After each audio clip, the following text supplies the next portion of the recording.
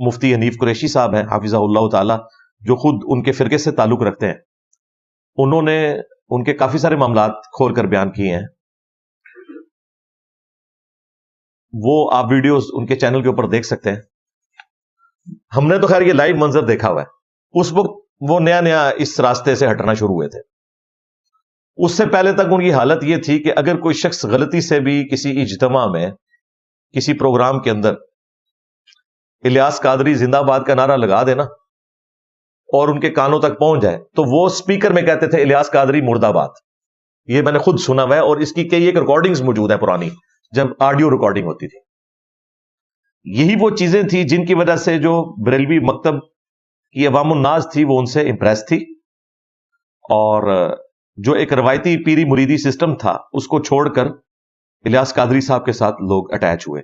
کوئی شک نہیں ہے، ہزاروں نہیں لاکھوں نوجوانوں نے نماز شروع کر دی، داڑیاں رکھ لیں، پگڑیاں رکھ لیں. ایک بہت بڑی ریولوشن بریلوی مکتب کے اندر، جہاں پہ صرف نسبت کے اگینسٹ جنت کی گارنٹی ہوتی ہے. الیاس قادری صاحب کا اس مکتب میں آواز حق کو بلند کرنا یہ بہت بڑی نعمت تھا، اس میں کوئی شک نہیں ہے.